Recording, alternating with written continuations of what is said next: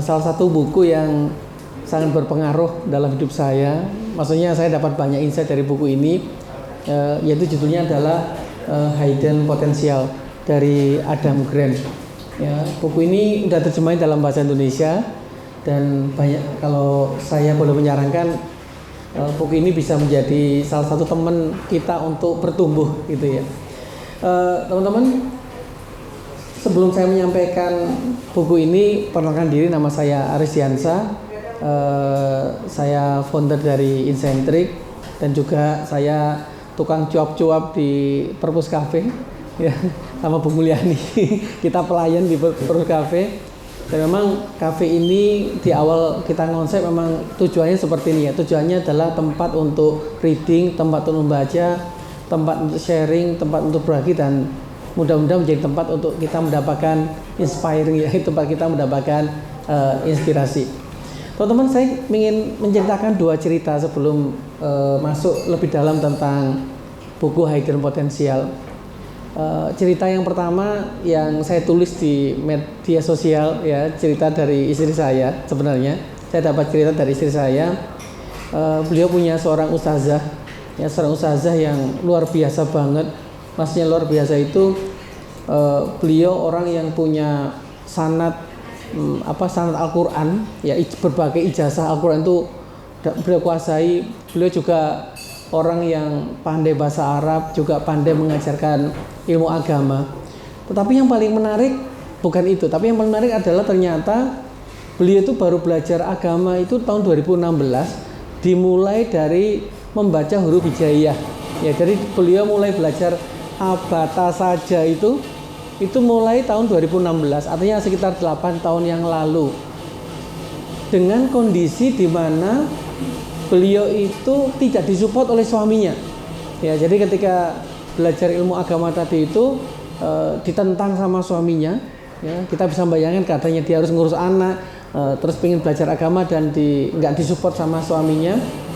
Tapi beliau tetap gigih ya, terus kemudian terus belajar dan akhirnya menjadi seorang ustazah yang luar biasa. Dan qadarullah, beliau berpisah dengan mantan suaminya 2 tahun yang lalu, dan kemudian beliau sekarang malah menikah dengan seorang ulama doktor dari Yaman ya. Kita bisa melihat bagaimana dia memulai dari usia 30 tahun dengan kondisi yang tidak support ya, nggak full support system ya. Kalau kita kan mungkin yang muslim dari belajar abata sejak 30 tahun yang lalu gitu ya, mungkin kalau saya gitu ya, saya kecil. Tapi ternyata beliau bisa mengeluarkan hidden potensialnya ya. Cerita yang kedua, saya termasuk aliran sufi, suka film. Dan yang menarik kemarin adalah ketika melihat pemberitaan tentang Demi Moore. Ini para aliran jadul-jadul pasti tahu Demi Moore siapa ya, artis yang identik dengan seksualitas gitu ya, kalau zaman dulu ya, ketika dia membintangi film Ghost macam-macam gitu ya. Dan ternyata setelah 45 tahun berkarir di dunia film, baru tahun ini dia mendapatkan penghargaan Golden Globe setelah 45 tahun berkarir ya, di film The Substance nggak salah. Dan yang menariknya adalah Demi Moore ini pernah dijuluki orang yang cuma ngumbar sensasi gitu ya, dikatakan sebagai popcorn artis ya, artis popcorn gitu ya. Jadi sebenarnya nggak punya bakat, cuman lu laki aja, beruntung aja, so lu bikin sensasi aja. Tapi ternyata di usia 60 tahunan Demi Moore meraih Golden Globe, sebuah penghargaan tertinggi ya bagi artis-artis di Hollywood. Dan teman-teman, dua cerita tadi menunjukkan bahwa ternyata seseorang itu tidak tahu kapan prime time-nya itu dia dapatkan. Ya, tidak mesti perjalanan itu adalah perjalanan yang linear. Ya, perjalanan yang bisa kita tebak bahwa orang mulai dari kalau orang mulai duluan, ya, kalau dari kecil sudah begini didik begini, terus kemudian itu sebuah jaminan bahwa nanti di depan dia akan seperti itu. Ternyata nggak seperti itu. Dan buku Hidden Potential ini mengungkap banyak kasus. Ya, bukan kasus ya, banyak fenomena, banyak kejadian bahwa ternyata orang bisa menemukan hidden potensialnya itu di waktu-waktu yang tidak harus dimulai dari masa kecil atau tidak harus dimulai dengan berbagai, orang bilang sekarang, privilege yang ada. Ya. Jadi ternyata kerjaan kita itu justru adalah menemukan hidden potensial. Yang pertama ya hidden potensial yang itu bisa jadi yang kita miliki gitu. Ya. Yang selama ini kita malah terbutakan, kita nggak tahu sebenarnya hidden potensial diri kita itu seperti apa. Lebih berkembang lagi ketika kemudian nanti kita bisa menemukan hidden potensial dari pasangan kita, menemukan hidden potensial dari anak-anak kita, ya. Dan kalau perspektif saya sebagai pebisnis, bisa jadi kita menemukan hidden potensial dari karyawan kita. Dan itu adalah tugas seorang leader untuk bisa menemukan hidden potensial, ya, yang dimiliki oleh tim atau dimiliki oleh karyawan kita. Ini sekedar pembukaan ya dari buku Hidden Potensial. Pertama kali saya membuka buku ini, saya punya kebiasaan membaca buku itu bukan langsung babnya apa gitu ya. Saya paling senang membaca buku itu justru di pendahuluan atau kata pengantar. Itu saya suka sekali bacanya. Karena itu sebenarnya ya kalau adalah abstraksi dari keseluruhan buku, karena saya juga walaupun kecil-kecilan juga nulis buku gitu ya. Jadi justru pengantar itu yang paling menarik, karena bagaimana cara kita menjelaskan seluruh isi buku itu di dalam beberapa paragraf saja. Dan satu kata yang saya baca pertama kali dan itu menjadi sebuah hook ya, yang saya langsung jatuh cinta sama buku ini adalah kalimat pertama dari buku kata pengantar ini. Growing rose from concrete. Ini menurut saya kata-kata yang sangat indah sekali. Bagaimana menumbuhkan mawar di tengah hamparan beton. Ya. Jadi mungkin kita pernah lihat ya di halaman-halaman rumah yang terbuat dari beton atau konkrit. Ternyata ada celah-celah di situ, ada celah-celah celah-celah retakan-retakan. Dan ternyata dari retakan itu kemudian tumbuh bunga mawar yang indah sekali. Maka ini akan menjadi sebuah mawar yang sangat indah dibandingkan mawar yang berada di kebun bunga mawar. Karena apa? Karena dia tumbuh, karena dia merekah di tengah konkret, di tengah sesuatu yang mungkin dikatakan tidak lagi kondusif dengan keadaan kita. Banyak dari kita, kenapa kita tidak bertumbuh? Ya, itu karena kita selalu menyalahkan lingkungan kita. Ya, kita tidak bertumbuh karena kita menyalahkan keadaan. Ya, orang bilang aku juga butuh support system gitu ya. Jadi ketika nggak ada support system berarti itu adalah alasan bagi Anda tidak mau bertumbuh. Ya, orang tidak mau bertumbuh karena ya berbagai macam obstacle, rintangan-rintangan yang dia miliki, keterbatasan yang dia miliki. Padahal sebenarnya orang itu tidak bisa bertumbuh karena energinya, kalau mungkin bahasanya Bu Mulyani itu latent power-nya, energi dari diri seseorang itu tertutupi, ya, tertutupi oleh beton-beton tadi itu, ya, tertutupi oleh konkret tadi ini, ya, konkret tadi ini. Jadi teman-teman, depan Hud, ini sahabat saya, nanti suruh berbagi juga. Sahabat saya sejak kuliah, jadi tahu aib-aib saya gitu. Makanya saya harus hati-hati dengan dia bisa buka aib saya kapan saja. Jadi growing rose from concrete ini menjadi kalimat pertama di buku Hidden Potential ini. Dan itu langsung bagi saya itu langsung menarik sebuah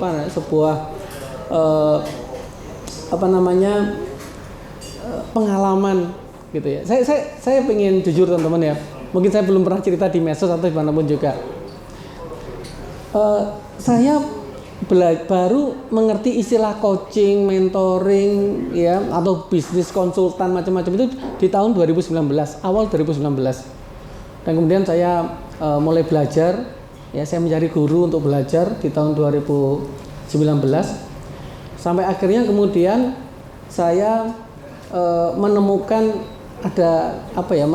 sebuah teori yang menarik waktu itu yaitu tentang flywheel marketing yang baru dikeluarkan oleh HubSpot. Yang sebelumnya mazhab marketing itu adalah frameworknya adalah funneling gitu ya.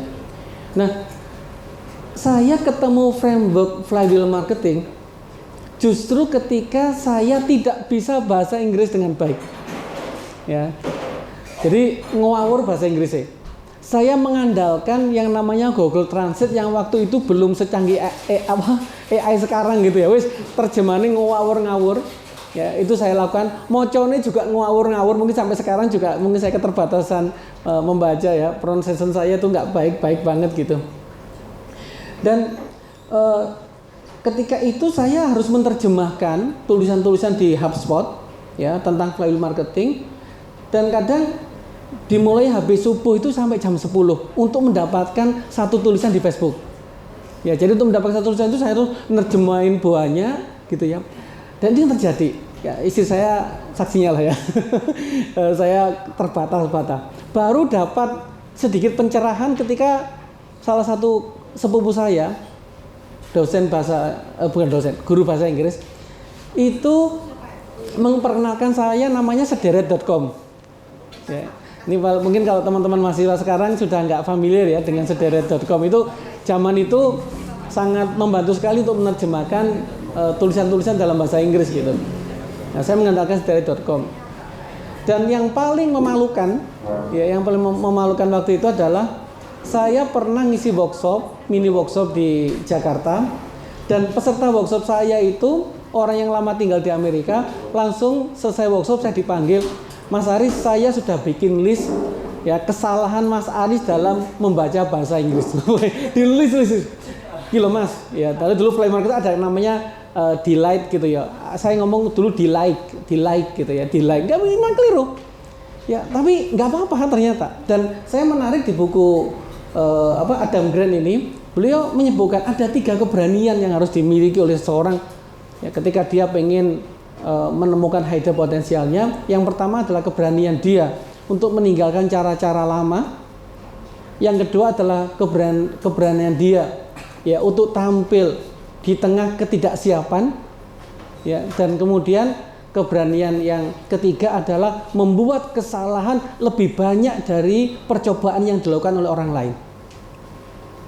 Itu 3 keberanian versi Adam Grant, dan itu adalah cara bagaimana kita menemukan hidden potensial di dalam diri kita. Nah, jadi ketika kita berada di tengah lingkungan yang tidak kondusif, ya saya teringat saya membaca autobiografinya dari Churchill. Ya, Churchill ini adalah perdana menteri Inggris yang dia mengalami ya dari kecil dia pernah melihat, dia penyintas generasi yang luar biasa, sama seperti kita yang gen milenial, kita melintasi generasi yang berbeda ya, penyintas yang luar biasa. Kita pernah mengalami era di mana kita main itu dengan kelereng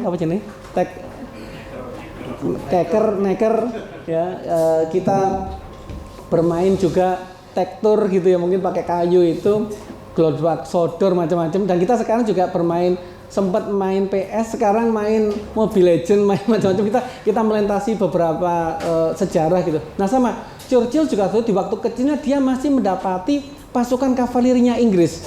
Ya, dia masih mendapati pasukan berkudanya Inggris tuh zaman dia kecil dia tahu, sampai kemudian dia memimpin Perang Dunia I ya di Kerajaan Britania, dan kemudian juga dia terlibat di Perang Dunia Kedua. Dan dia juga pernah merasakan naik pesawat gitu ya. Jadi dari melihat pasukan kavaleri Inggris sampai dia bisa naik pesawat, itu Churchill melewatinya. Dan yang menarik dari Churchill itu adalah ketika dia ya berperang hanya untuk menyelesaikan lukisannya. Jadi dia meninggalkan 500 lukisan.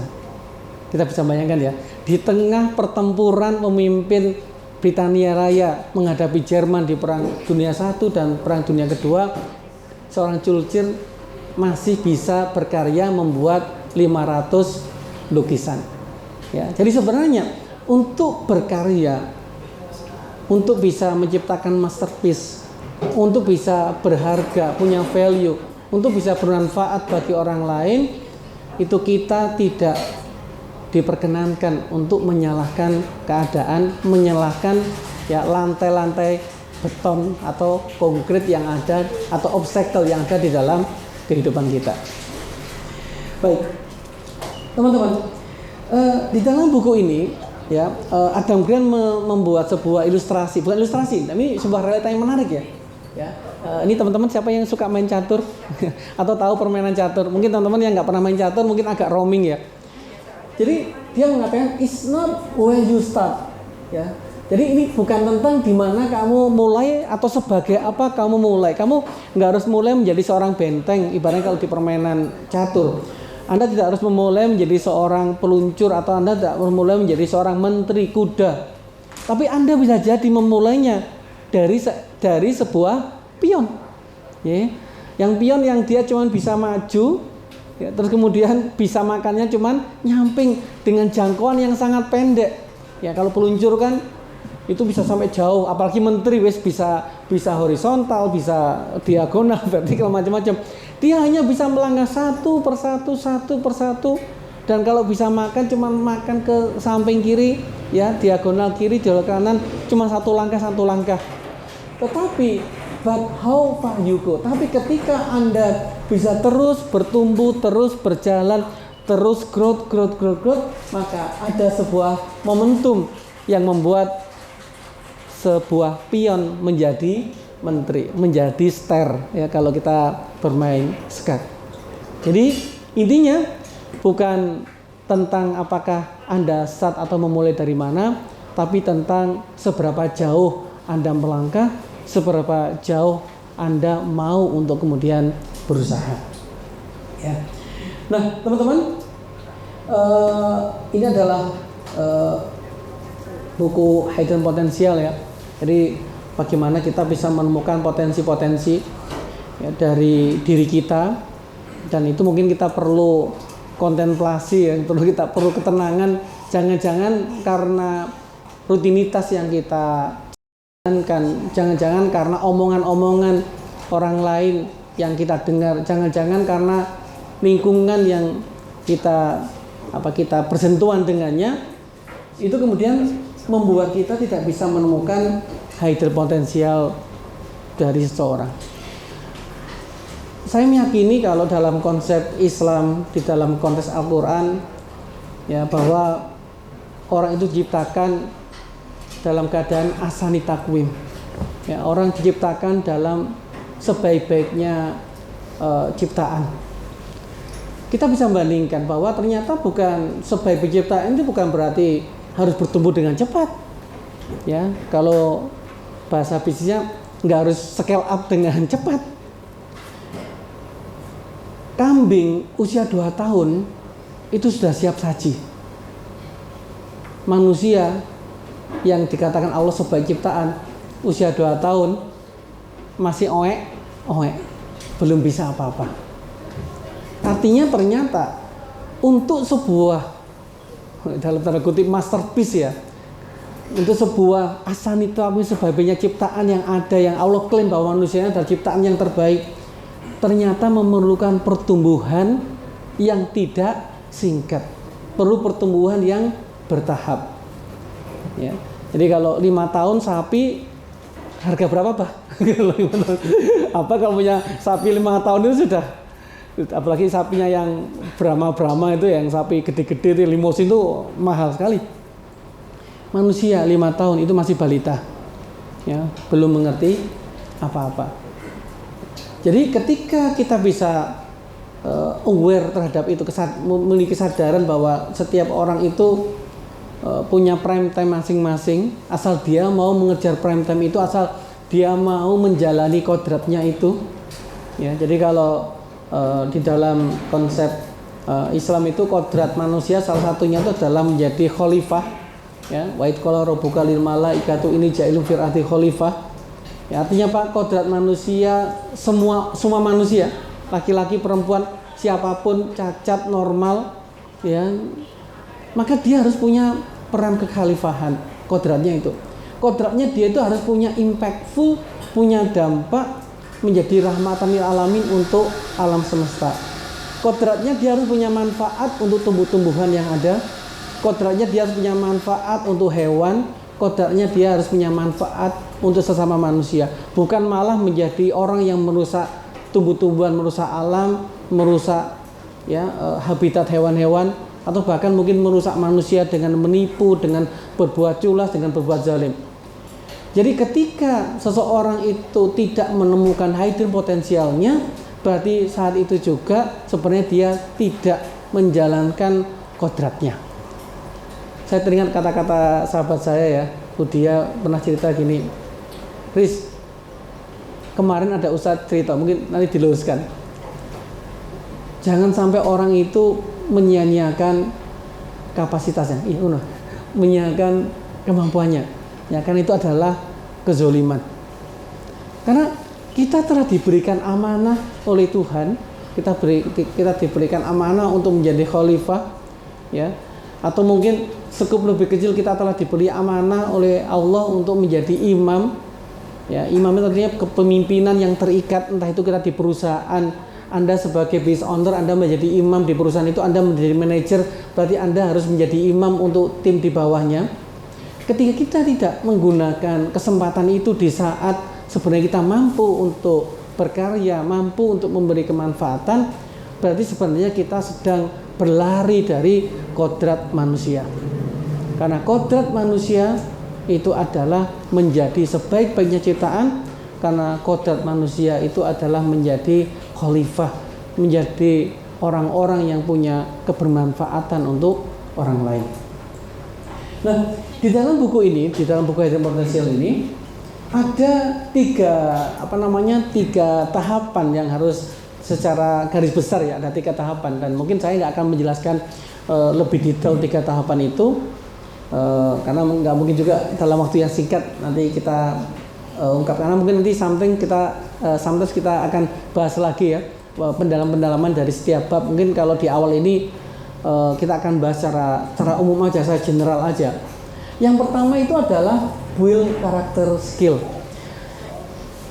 Kalimat ini menarik sekali karena dulu saya punya pemikiran skill dan karakter itu sesuatu yang berbeda.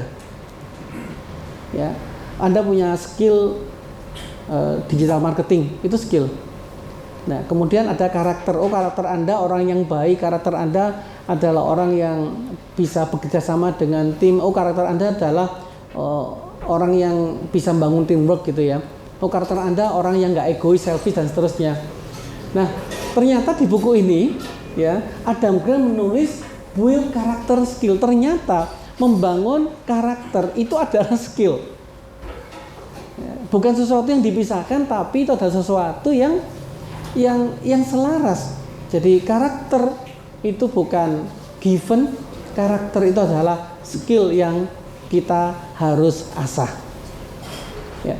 Jadi Adam Grant di dalam buku ini menjelaskan beberapa poin-poin ya. Kalau mungkin teman-teman kalau membaca buku ini tentang poin-poin ketika seseorang harus membangun karakter tadi itu ya. Ya, jadi yang pertama itu diungkapkan di sini adalah kita harus menerima rasa tidak nyaman. Ternyata itu kemampuan kita untuk menerima rasa tidak nyaman itu adalah skill yang harus diasah. Ya, skill yang harus diasah. Saya kemarin mendapatkan teori dari salah satu sahabat saya, Gus Bambang Nugroho.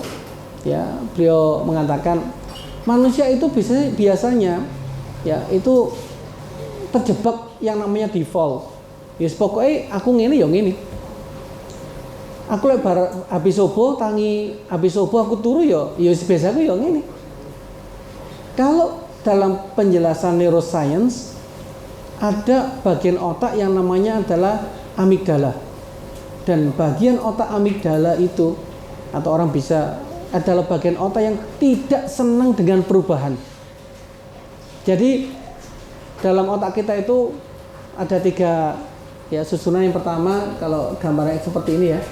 Seperti ini, yang paling bawah itu adalah lizard brain atau otak mamalia. ya, dan orang ada yang mengatakan bahwa itu adalah juga bagian dari amigdala. Yang paling tengah itu adalah mammal brain atau otak mammal, dan yang paling atas adalah neocortex atau human brain. Nah, kebanyakan dari kita itu terlalu sering menggunakan dua otak bagian bawah, yaitu lizard brain dan juga mammal brain. Ya, lizard brain itu kan otak reaktif, ya, otak reaktif. Ya, contoh mamanya, ya, cuci gudang, ya, harga obral, wah, otak kita langsung ini gitu. Itu apa namanya, lizard brain. Ya, atau ketika kita ketakutan, ya, itu lizard brain. Kita lari karena melihat keadaan atau kita langsung merespon sesuatu. Dan ternyata video-video pendek yang kita konsumsi, entah itu di Reels, di TikTok, itu adalah video-video yang hanya men-trigger lizard brain maupun men-trigger mammal brain.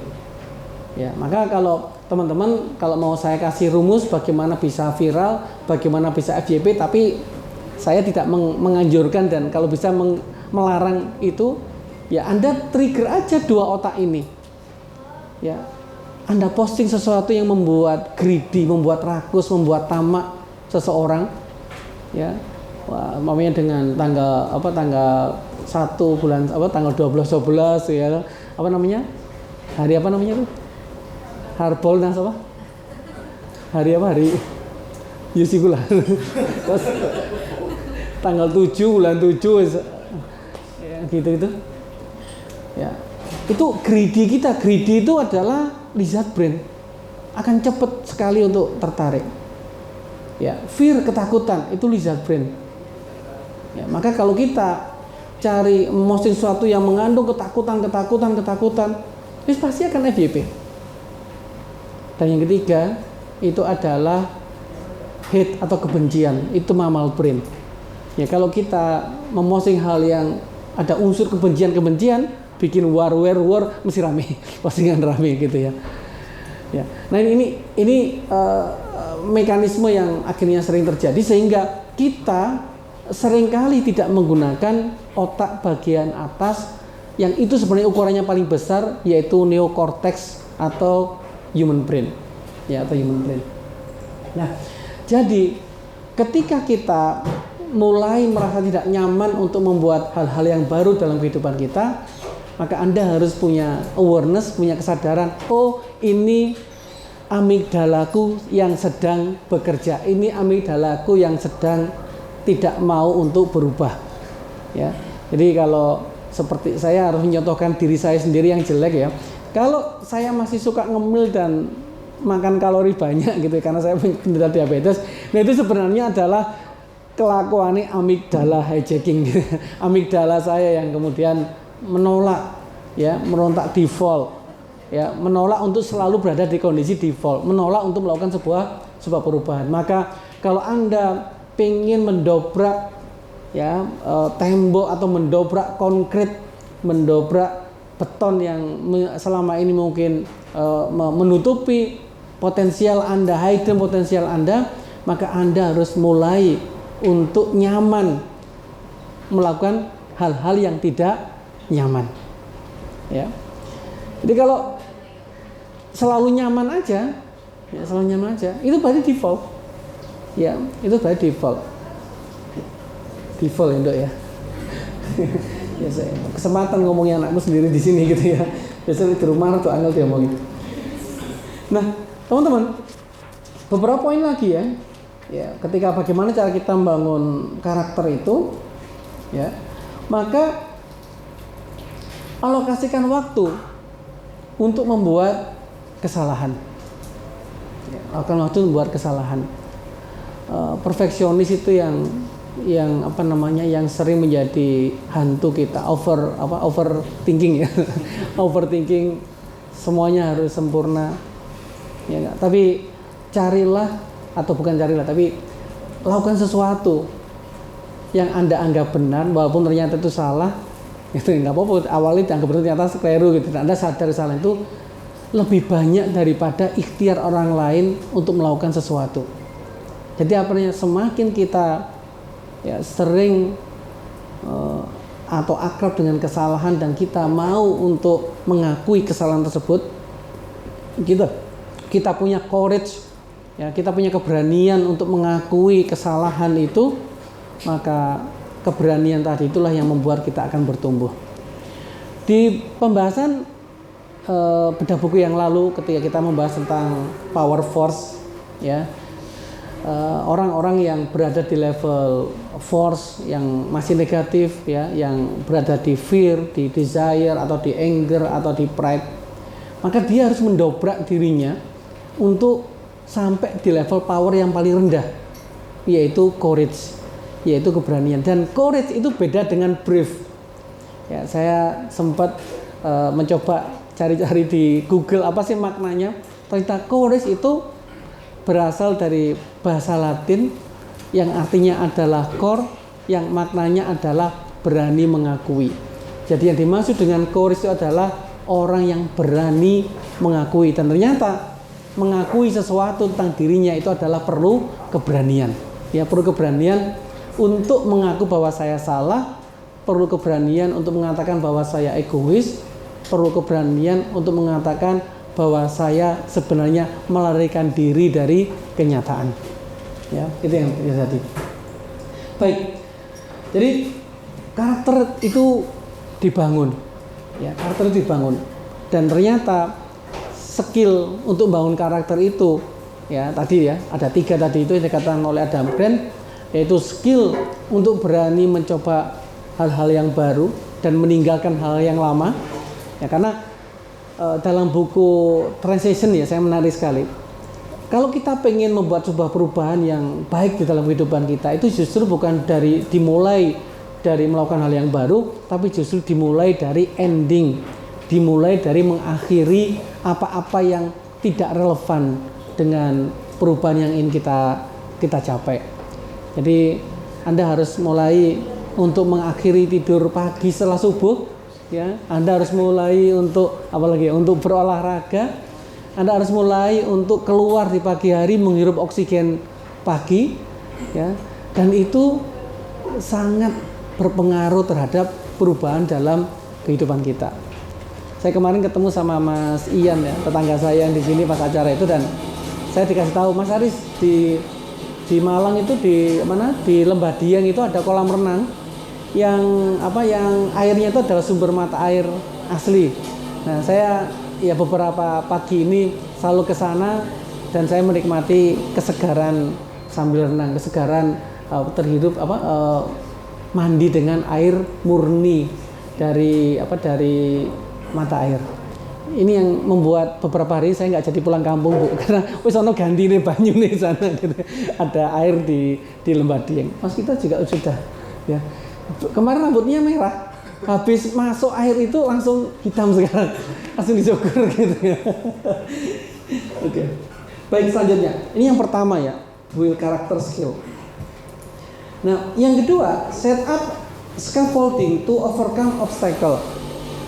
Kita membangun, ya, ini scaffolding ini perumpamaan aja, ya, membangun support system atau membangun tools, ya, atau membangun keadaan atau lingkungan yang kita bisa mengatasi obstacle kita bisa mengatasi rintangan dan halangan kita. Di dalam buku ini ada beberapa poin, ya, secara umum ingin saya sampaikan tentang bagaimana Adam Grant ini menjelaskan caranya orang-orang yang dia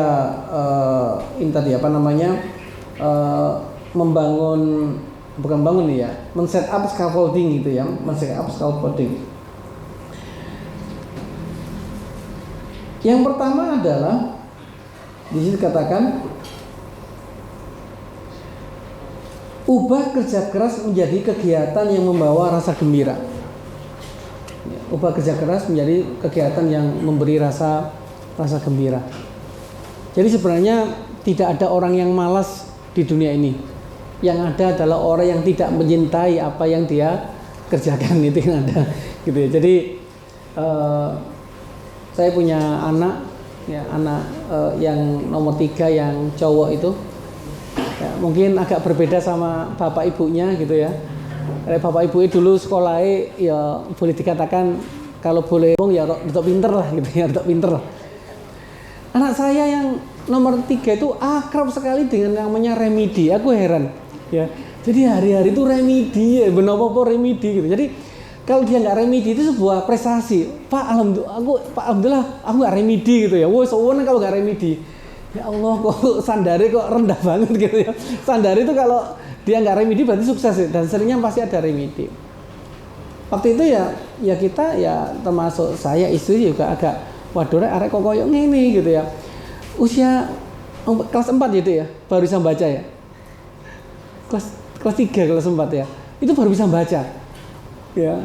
Nah, aku di TK bisa maca Al-Qur'an, TK udah bisa baca. Ini terlambat banget. Anak saya terlambat banget. Gitu. Dan ternyata saya harus courage. Ya saya harus berani untuk visible. Ya saya berani untuk merasa layak. Ya jenengan aku kok ngono. Aku harus menerima keadaan tersebut. Kalau enggak, ya kalau ekspektasi kita terlalu tinggi, wah kamu kok nggak kayak teman-teman nih, kamu nggak kayak gini ya. Yang terjadi adalah kita akan kecewa sebagai orang tua. Ya, diajari nggak bisa-bisa kita akan ngamuk gitu. Maka kemudian saya menempuh jalan yang berbeda. Ya, dari salah satunya ketika saya mendapatkan insight dari buku Hidden Potential ini. Saya berusaha untuk mencari apa sih hidden potensial dari anak saya. Anak saya itu nggak malas matematika, dia cuma tidak mencintai matematika itu aja. Ya. Dan ketika itu saya temukan dia suka gambar. Dia suka gambar. Akhirnya saya mencari guru gambar. Yang namanya Pak Agus. Ya. Beliau seorang komikus sejak tahun 90-an dulu. Dan yang menarik, beliau itu merasa bahwa eranya sudah hilang. Dulu dia ketika majalah-majalah masih ramai ya, Tempo, Gatra, dulu dia komikus di perusahaan-perusahaan besar itu. Tapi kemudian dunia sudah berubah dan skillnya beliau ya cuman itu ya, akhirnya dia mempertahankan kehidupannya dari ngelesin gambar. Ya, orangnya sangat eksentrik menarik gitu orangnya, menarik. Nah, ketika saya kemudian ketemu sama beliau, ketemu Pak Agus, kemudian saya tawarkan anaknya cowok, Pak. Iya, cowok. Usianya berapa? Kelas 4 SD. Dan saya melihat matanya langsung berbinar-binar. Jadi seakan-akan dia itu pengen mewariskan keilmuannya ya, tentang menggambar, tentang bikin komik itu kepada seseorang. Dan kayaknya dia cocok dengan anak saya, ya. Dan sekarang, ya kalau nggak ada Pak Agus datang, ya dia kayak kecewa gitu anak saya. Maunya itu gambar, ya gambar. Saya kaget kalau nggak salah waktu ulang tahun kemarin tuh, ya saya nggak merayakan ulang tahun ya, tapi dia gambar karena bapaknya suka Luffy, suka One Piece gitu ya. Anak saya itu gambar dari pagi sampai maghrib melukis bagaimana Luffy itu menghajar Kaido gitu. Dan keren banget menurut saya. Bahkan gurunya mengatakan, wah anak ini walaupun kelas 4 SD tapi kemampuan untuk bikin manganya itu sudah kayak anak SMP atau anak SMA seperti itu. Dan sekarang sudah punya bikin karakter sendiri. Dan setiap kali diajari sama beliau itu, saya sama istri kadang ketawa itu. Gegeran terus sama gurunya gitu ya. Suka membantah gurunya. Terus waduh Pak Gus sebenarnya, oh enggak Mas Aris bener. Kalau membantah berarti dia berpikir gitu. Wis bener caranya seperti ini gitu. Nah itu ketika kita bisa menemukan hidden potensial dari anak kita. Tapi nggak apa-apa, jadi nggak iso matematika ya saya acceptance ya, saya terima gitu ya. Saya terima apa-apa, tapi saya harus menemukan hidden potensial dari anak kita. Kadang yang menjadi permasalahan adalah ketika kita terlalu berekspektasi terhadap keinginan kita tanpa kita bisa membaca hidden potensial dari diri kita, dari anak kita atau dari tim kita. Makanya di sini ada satu quote ya yang singkat yang saya tulis, yang kami dan Ibu Mul pajang, yaitu kata-kata Iqra. Ya, kemampuan untuk membaca. Ya, kemampuan untuk membaca. Jadi ternyata kemampuan untuk membaca itu adalah kemampuan yang paling menentukan kehidupan kita. Makanya ayat yang pertama kali turun adalah perintah untuk Iqra, perintah untuk membaca. Dan kalau kita lihat ya dalam perspektif ba'dul wahyi atau awal-awal diturunnya Al-Qur'an itu, pekerjaan yang membuat Nabi sampai menggigil ketakutan itu justru bukan ketika berperang, tapi justru ketika mendapatkan perintah untuk membaca. Artinya apa? Membaca itu adalah pekerjaan yang berat, karena ketika kita gagal membaca, bisa jadi kita gagal menentukan arah kehidupan kita. Membaca ya bukan cuma sekedar membaca buku, ya membaca petunjuk, ya membaca petunjuk Tuhan, membaca tanda-tanda kekuasaan Allah. Ya, jadi saya tadi ngobrol sama Bu Mulyani, Bu, kalau kita lihat bagaimana perjalanan Nabi Musa dan Nabi Khidir, itu biasanya orang memenggal potongan ceritanya. Ya, ketika Nabi Musa sudah bertemu dengan Nabi Khidir, padahal ada sebuah insight, ya bahasanya insight atau hikmah di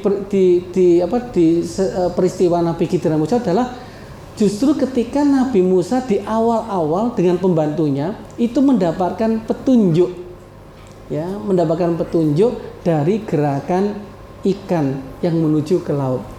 Jadi ceritanya si pembantu mengetahui ikan tersebut, lalu kemudian si pembantu tadi itu terlupa karena dilupakan oleh setan, dan kemudian ketika teringat dan disampaikan oleh Nabi Musa, maka Nabi Musa mengatakan bahwa itu adalah petunjuk untuk kemudian bertemu dengan orang yang ingin ditemui atau gurunya, yaitu ketemu Nabi Khidir. Jadi pertama kali Nabi Musa belajar kepada Nabi Khidir justru diawali dengan cara keberhasilan Nabi Musa untuk membaca petunjuk-petunjuk itu. Setiap kejadian itu petunjuk. Ketika kita ditakdirkan oleh Allah melalui malaikat-malaikatnya untuk bertemu di ruangan seperti ini, itu adalah bagian dari petunjuk. Dan ketika kita bisa membaca setiap petunjuk-petunjuk di dalam kehidupan kita, maka kita akan semakin dekat dengan keselamatan. Ya. Jadi sekali lagi, yang pertama kali tadi sampaikan adalah bagaimana bisa menemukan ya kebahagiaan ya di sesuatu pekerjaan yang kita lakukan. Yang kedua, dalam buku ini dijelaskan bagaimana kita punya setup scaffolding ini adalah kita menemukan guru. Ya, kita menemukan guru. Sebagaimana Nabi Musa menemukan Nabi Khidir, ya. Kita menemukan guru sebagaimana Rasulullah kemudian belajar dengan Jibril. Ya. Dan ternyata guru itu adalah scaffolding tadi. Support system kita adalah guru. Jadi kita harus menemukan guru. Ya. Saya terinspirasi ketika saya membaca kitab Shaidul Khotir karya Ibnu Jauzi. Ya, beliau mengatakan kalau mencari guru itu adalah guru yang tidak populer dan guru yang tidak mencintai popularitas. Kalau kita mencari guru yang mencintai popularitas, kemungkinan besar kita salah ketemu guru. Jadi kita perlu menemukan guru-guru yang ikhlas, kita perlu menemukan guru-guru yang yang generous, yang baik hati, yang tulus, ya, yang itu nanti akan memberikan kepada kita feedback yang benar, memberikan kepada kita arahan-arahan yang benar. Dan insya Allah kita akan dipertemukan guru-guru seperti itu. Saya punya sebuah prinsip bahwa ketika kita memegang sebuah value, maka kita akan menemukan orang-orang yang satu value, atau kita akan ditemukan oleh orang-orang yang satu value. Maka ruh itu akan berkumpul dengan ruh yang sama, burung-burung akan berkumpul dengan jenis yang sama, seperti itu. Kecuali yang ada di tempat burung itu sangkar aviari. Itu tergantung siapa yang masukkan, kayak punya Irwan Hakim gitu ya. Tapi kalau di alam ya, burung-burung ya, flamingo, burung-burung emprit ya berkumpul dengan burung-burung yang sama. Gitu. Baik. Jadi ini adalah membangun scaffolding ya. Ada beberapa poin mungkin yang juga saya bacakan kembali dalam menemukan support system tadi itu.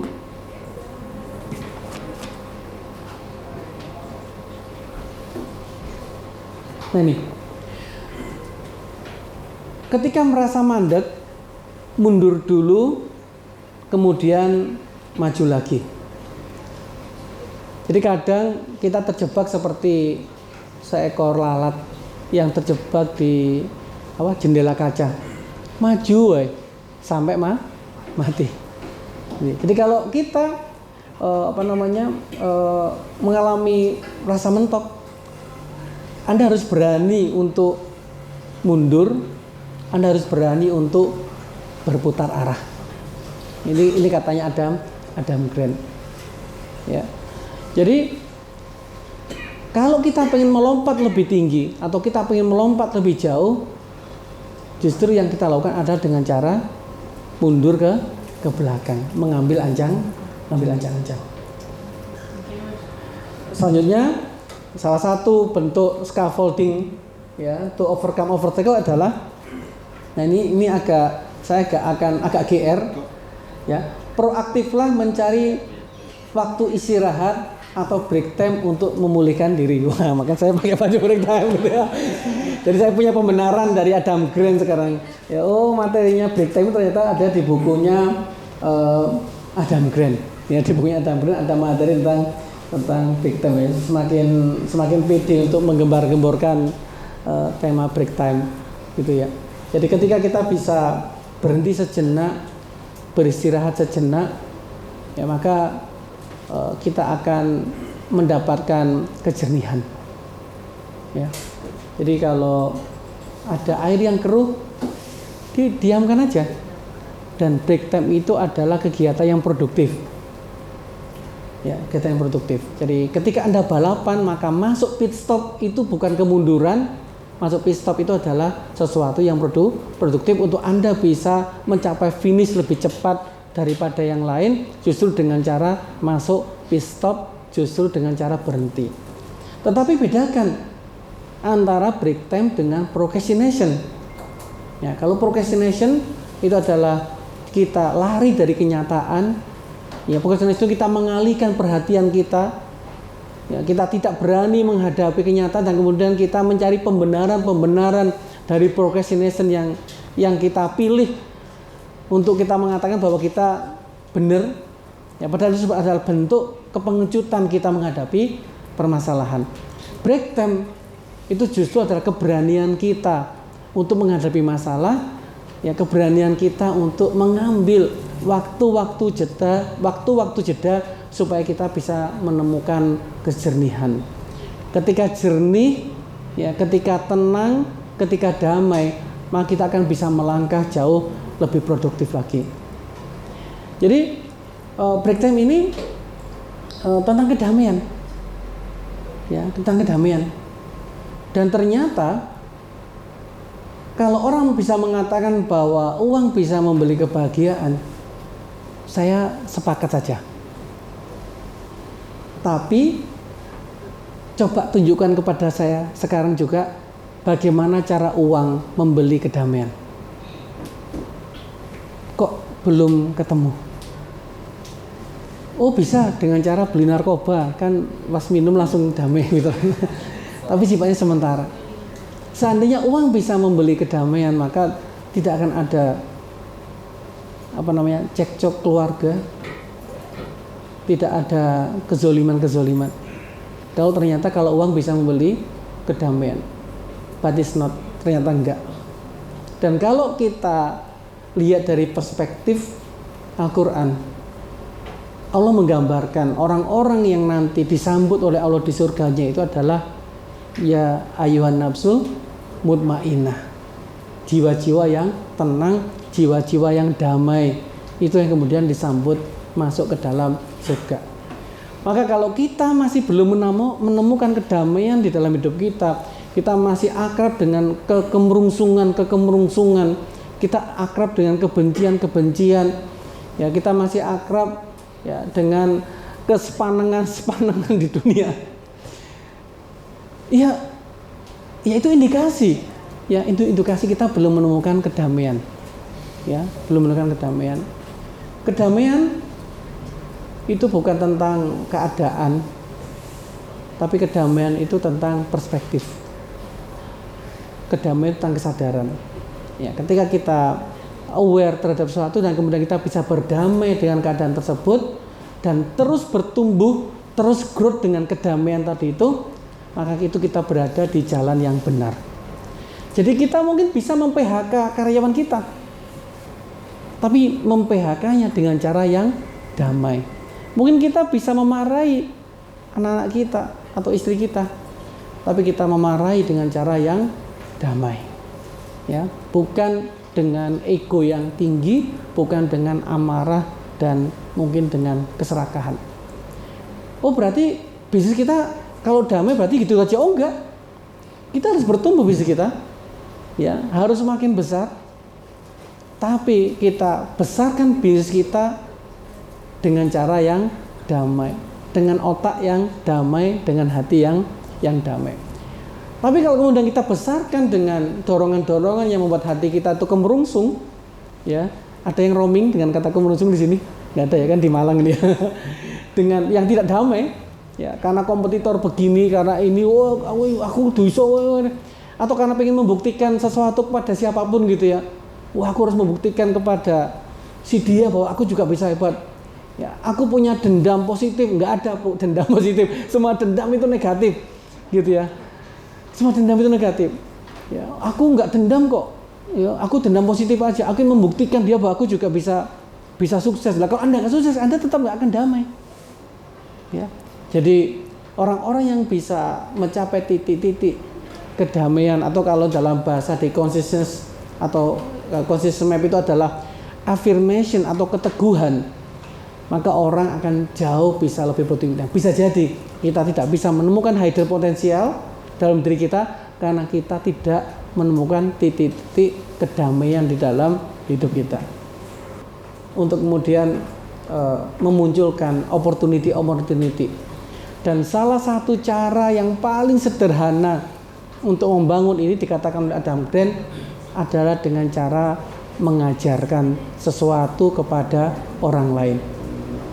Jadi mulailah untuk belajar dan mulailah untuk mengajarkan apa yang Anda pelajari, ya, kepada orang lain. Berikanlah value kepada orang lain, teruslah berbagi kepada orang lain, maka opportunity itu akan terbuka, ya, akan terbuka. Beberapa orang pernah tanya saya, Mas Aris dulu waktu membangun karir di dunia konsultan, ya apa toh gitu ya. Ya saya mulai dari nulis di Facebook, ya, nulis di Facebook tentang flywheel marketing, ya.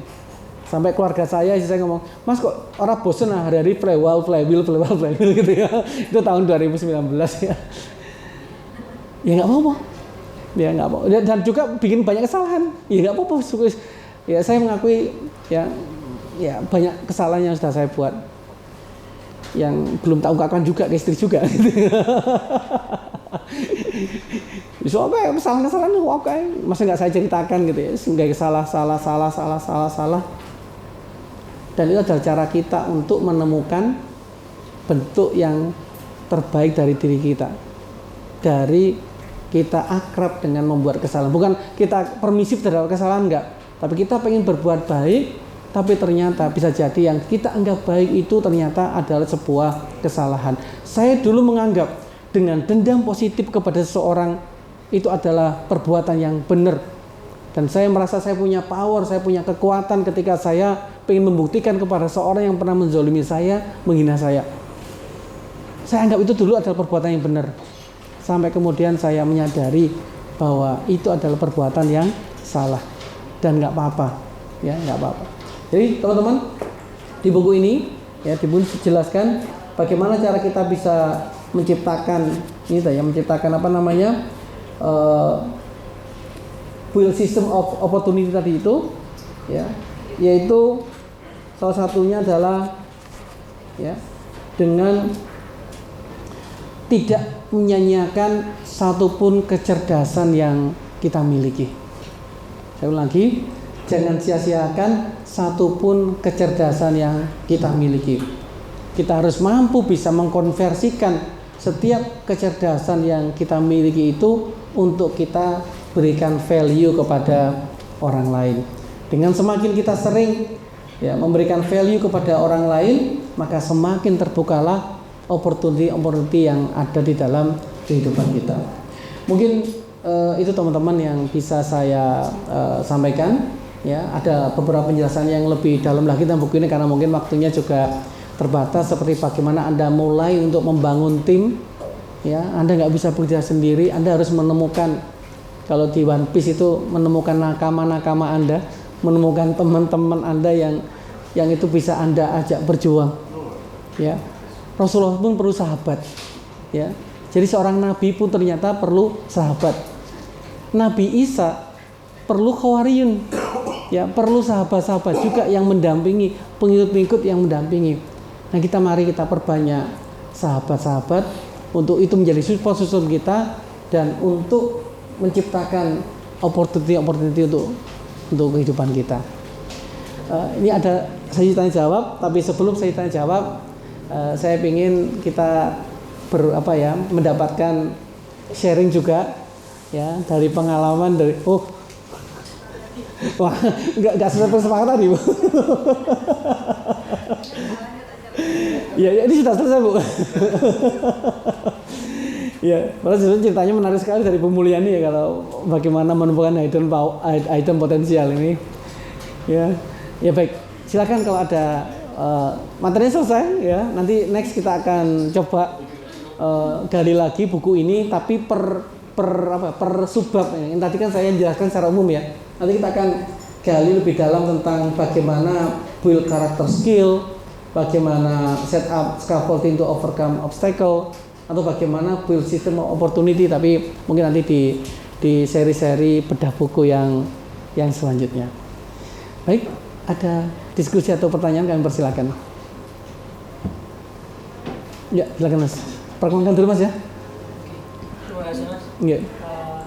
Kenalkan, nama saya Muhammad Sidin Lutudin dari Malang. Mahasiswa Mas?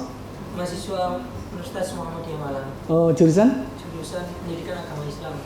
Semester 5. Oke, Mas. Menarik tadi yang sempat dijelaskan Mas ya begitu. Tadi telah dari Aris.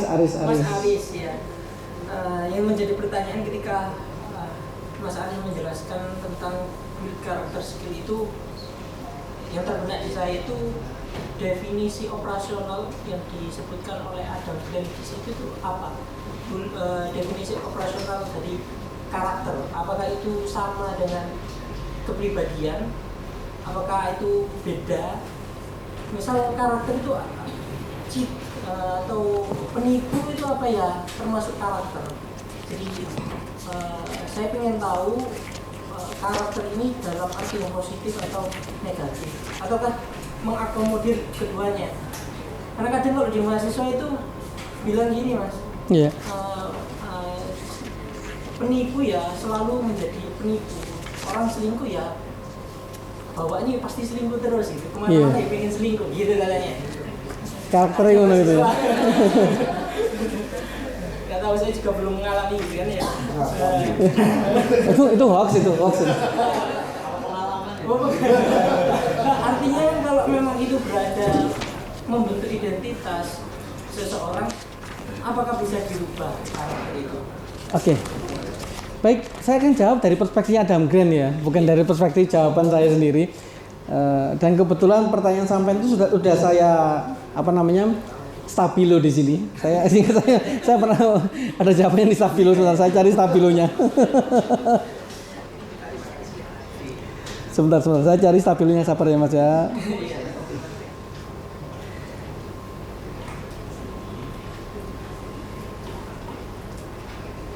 Nah ini, Adam Grant membedakan antara kepribadian dan karakter. Ini kalau sampean punya bukunya di halaman 25. Kepribadian adalah respon kita kepada hari-hari normal. Itu kepribadian. Karakter adalah respon kita kepada hari-hari yang sulit.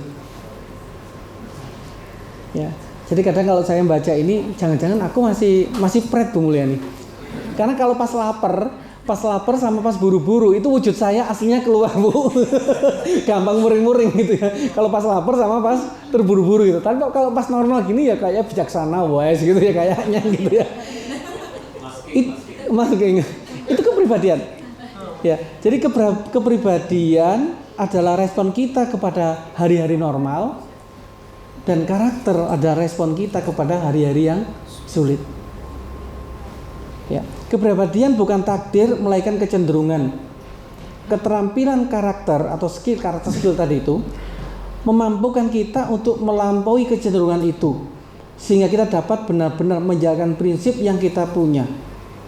Ya, jadi karakter bukan soal sifat yang kita miliki melainkan bagaimana kita mengolah sifat-sifat itu. Wah, benar ya kata-katanya Adam Grant. Ini saya stabil Mas. Saya masih ingat pertanyaan sampean karena saya juga tertarik apa sih beda nih kepribadian sama karakter kalau di Indonesia itu disamakan. Ya, jadi apa kepribadian? Cara kita merespon hari-hari yang biasa. Kalau karakter, bagaimana cara kita merespon yang sulit? Bisa paham aja? Oke, thank you. Baik, ada lain? Iya, kalau boleh tahu kok tahu acara ini di mana, Mas? Oh, sama sepupu. Oh. Oke. Nanti teman-teman diajak sini Mas kalau acara-acara lagi. Nanti bisa join di di channel kita di grup ya, grup WA. Nanti file-filenya akan kita kasih. Ada yang lain monggo? Wah, iki lek pas ngumpul nggak takut, lek pas forum nggak takut Mas Yon ini. Monggo Mas Yon, sahabat saya Mas Yon. Terima kasih.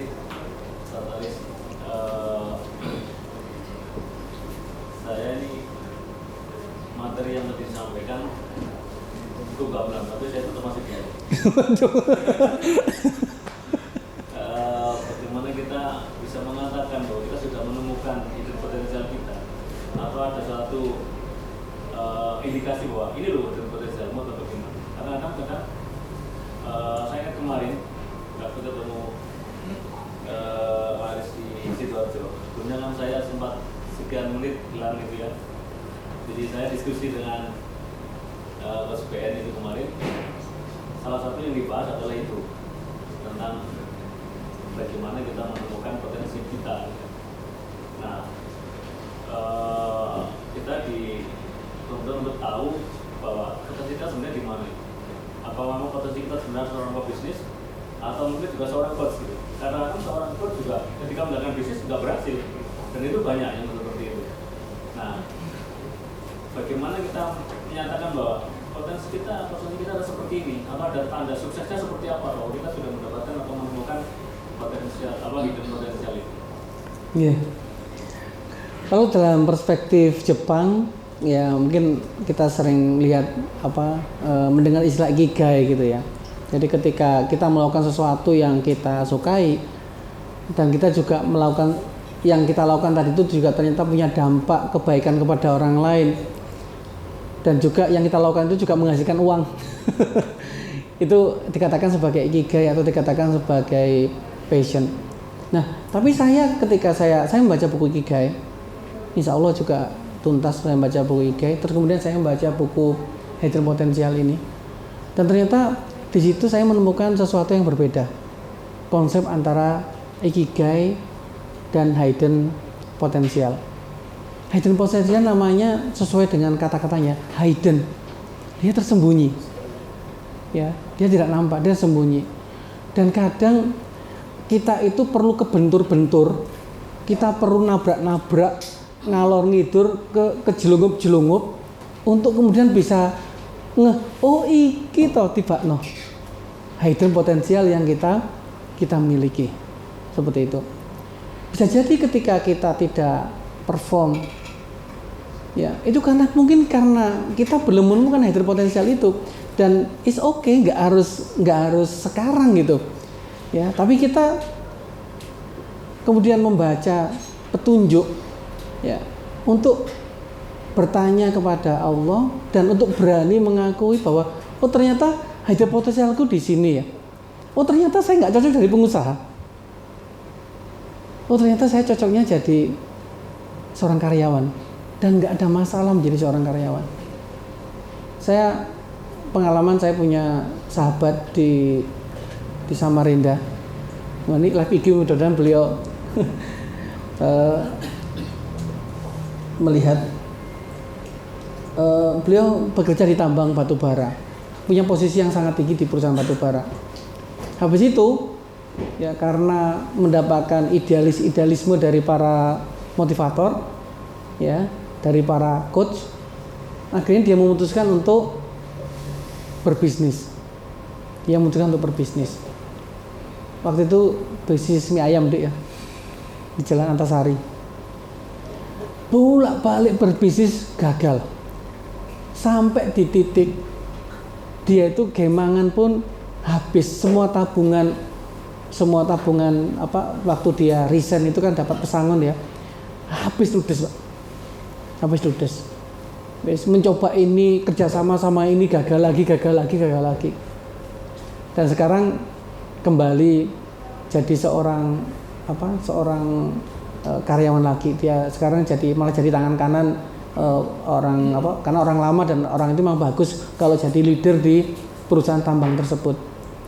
Ya, kemarin sempat chatting-chattingan sama beliau. Ya bisa jadi itulah hidden potensialnya.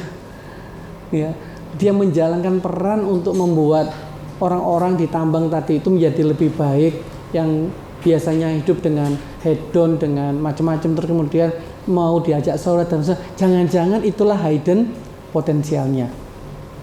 Yang selama ini dia tidak berani untuk mengakui tersebut, dan kemudian terpengaruh dengan variabel-variabel eksternal yang dikatakan, oh kon kuduning ini. Nah, kalau kita kembali ke bukunya Adam Grant tadi di bab yang kedua, ya tentang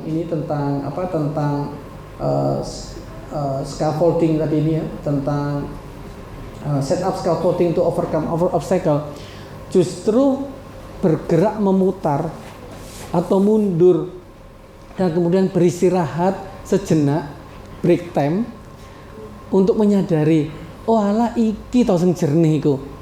Dan Anda tidak harus malu, Anda harus membuktikan kepada siapapun, Anda nggak harus kemudian ya menilai penilaian dari siapapun, tapi ini adalah yang terbaik yang saya lakukan. Teman-teman, hidden potensial yang dimaksud dengan Adam Grant itu bukan standar orang lain. Kemarin saya ceritain sama anak saya, dia ikut volunteer, ya, terus kemudian mau ceritain, dia ketemu sama seorang reporter TV One, ya, dia karirnya sukses menjadi seorang reporter, gitu ya, dan akhirnya dia memutuskan untuk suami istri pindah ke Blitar, ke pantai terpencil, ngerawat penyu, ya, sambil buka kafe kecil. Tapi di sana dia menemukan kedamaian, dia menemukan, dan banyak orang yang kemudian datang ke sana untuk belajar. Itu hidden potensial. Walaupun mungkin di mata teman-temannya yang dulu sekarir dengan dengan reporter, wah kon kok mungkin temanmu sudah jadi kayak Mutia Hafid, mungkin sudah jadi menteri gitu, atau jadi ini. Ya, ternyata itulah hidden potensialnya dia. Menjalankan peran-peran yang Allah inginkan terhadap diri kita, itulah cara kita untuk menemukan hidden tadi itu. Nonton nggih, Mas Yan gambaran ini. Tambah bingung kayaknya. Ya wis saya juga enggak terbebani. Lek Mbak Didit saya rasa wis pahaman. Nggih. Yuk, saya menarik lagi satu lagi di sini. Pindah lingkungan. Hijrah. Ya, hijrah. Untuk mencari scaffolding itu. Hijrah. Ya. Masya Allah, ya beliau di Jogja, sekarang tak suruh pindah ke Malang. Udah berapa minggu nih Mas? Ya, jalan 2 pekan. Udah bukan ya. Damai Mas di sini Mas. Damai. Ya ternyata memang damainya di Malang gitu. Ya. Hijrah Pak. Jangan-jangan mungkin di tempat sampean, rumah sampean sana nggak damai, jangan pindah nanti enggak. circle itu pengaruh banget. Ya, circle lingkungan kita. Ketika kita berani untuk pindah dari lingkungan yang toksik, ya, lingkungan yang tidak benar dalam artian nggak cocok sama kita sebenarnya. Ini kita bukan di sana sebenarnya.